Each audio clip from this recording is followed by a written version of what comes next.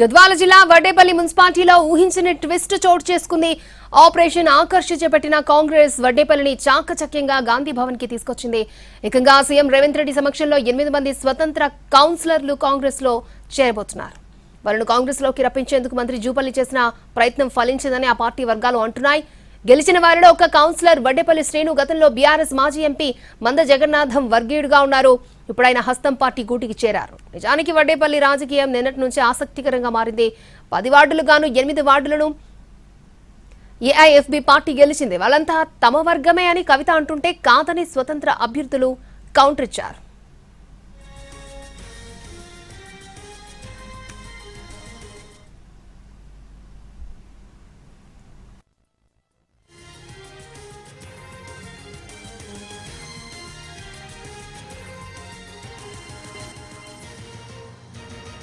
గద్వాల జిల్లా వడ్డేపల్లి మున్సిపాలిటీలో ఊహించని ట్విస్ట్ చోటు చేసుకుంది. ఆపరేషన్ ఆకర్ష్ చేపట్టిన కాంగ్రెస్ వడ్డేపల్లిని చాకచక్యంగా గాంధీ భవన్ కి తీసుకొచ్చింది. ఏకంగా సీఎం రేవంత్ రెడ్డి సమక్షంలో 8 మంది స్వతంత్ర కౌన్సిలర్లు కాంగ్రెస్ లో చేరబోతున్నారు.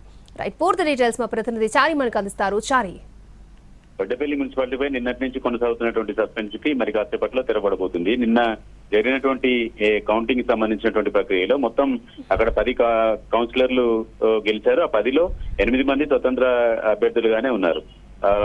ఫార్వర్డ్ బ్లాక్ సంబంధించినటువంటి సింబల్ మీద గెలిచినటువంటి వాళ్ళంతా జరిగినటువంటి చర్చ ఇవంతా తెలిసింది. అయితే ఆ 8 మంది కూడా కొద్దిసేపట్లో సీఎం రేవంత్ రెడ్డి సమక్షంలో కాంగ్రెస్ పార్టీలో చేరబోతున్నారు. వీరితో పాటు మరొక మున్సిపాలిటీలో ఒక కాంగ్రెస్ కౌన్సిలర్ కూడా గెలిచారు. మొత్తం 10 మందిలో 9 మంది కాంగ్రెస్ పార్టీకి సంబంధించినటువంటి కౌన్సిలర్లే అవుతున్నటువంటి నేపథ్యంలో వడ్డేపల్లి మున్సిపాలిటీ కాంగ్రెస్ ఖాతాలోకి చేరిపోయింది. మరి కాసేపటి ఇప్పటికే వడ్డేపల్లిలో గెలిచినటువంటి కౌన్సిలర్లంతా కూడా సీఎం రేవంత్ రెడ్డి నివాసానికి చేరుకున్నారు. మరి కాసేపట్లో వీళ్ళంతా కూడా కాంగ్రెస్ లో చేరబోతున్నారు.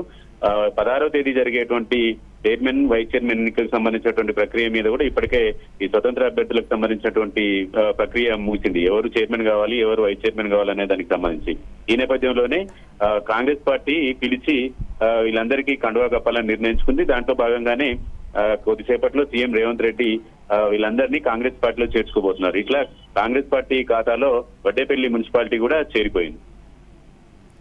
ఓకే చారి.